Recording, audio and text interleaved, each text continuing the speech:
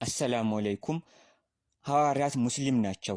ቁርአን ሱራ አልኢምራን ቁጥር 52 ላይ እንደሚያስተምረን ኢሳ ሐዋርያቱን ረዳቶቼ እነማን ናቸው ብሎ ይጠይቃል። ሐዋርያትም እኛ የአላህ ረዳቶች ነን፣ በአላህ አምነናል፣ እኛም ትክክለኛ ታዛዦች መሆናችንን መስክር አሉ። የአረብኛው ወሸድ ቢአነ ሙስሊሙን ይላል። ሙስሊሞች መሆናችንን መስክር ማለት ነው። ስለዚህ ሐዋርያት ሙስሊሞች ናቸው ብለው እንግዲህ ሙስሊሞች ያስተምራሉ። ነገር ግን ይሄ ከባድ ሂስቶሪካል ክሌም ነው። ምክንያቱም ከኢየሱስ ተከታዮች ውስጥ ከእስልምና ጋር ተመሳሳይ ትምህርትን የሚያስተምሩ ግሩፖች መኖራቸውን እየተናገሩ ነውና፣ ስለዚህ እኛ አንድ ጥያቄ እንጠይቃቸዋለን።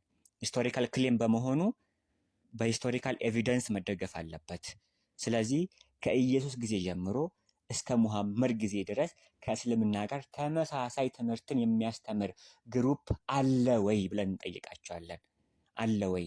ምክንያቱም ሐዋርያት ሙስሊሞች ከሆኑ መኖር አለባቸው።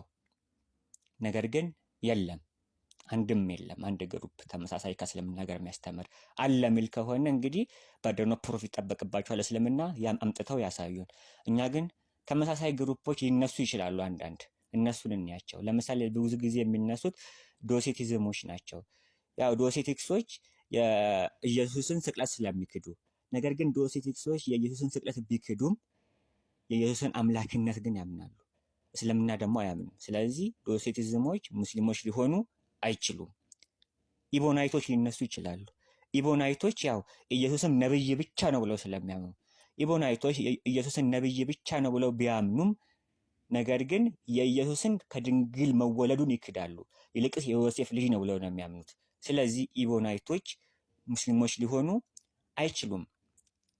አርዮሳውያን ሊነሱ ይችላሉ። አርዮሳውያን ኢየሱስ ፍጡር ነው ብለው ስለሚያምኑ፣ ነገር ግን አርዮሳውያን ኢየሱስ ፍጡር ነው ብለው ቢያምኑም ኢየሱስ የአብ የመጀመሪያ ፍጡር ነው፣ አብ ኢየሱስን ፈጥሮ ዓለማትን የፈጠረበት መሳሪያው ነው ብለው ነው የሚያምኑት። እስልምና ደግሞ ይሄንን አያምንም።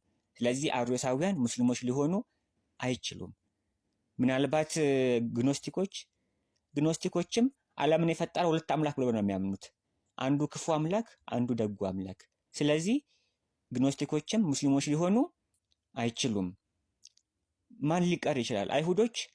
አይሁዶች ኢየሱስን ያው ሰው ብቻ ነው ብለው ቢያስተምሩም አይሁዶች ግን ኢየሱስን አልመሲህ መሆኑን ይክዳሉ። ስለዚህ አይሁዶቹም ሙስሊሞች ሊሆኑ አይችሉም። አንድም ግሩፕ ስለዚህ የቀረን የለም ከኢየሱስ ጊዜ ጀምሮ እስከ ሙሐመድ ጊዜ ከእስልምና ጋር ተመሳሳይ እምነት ያስተማረ። ስለዚህ እስልምና